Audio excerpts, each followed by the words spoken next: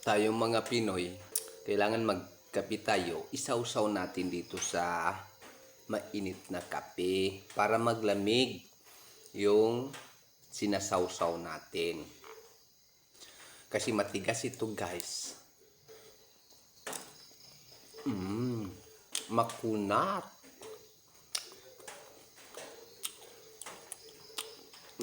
Lumalambot ito siya, guys, kung masawsaw mo dito sa mainit na kape, lumalambot yan. Tignan mo, guys.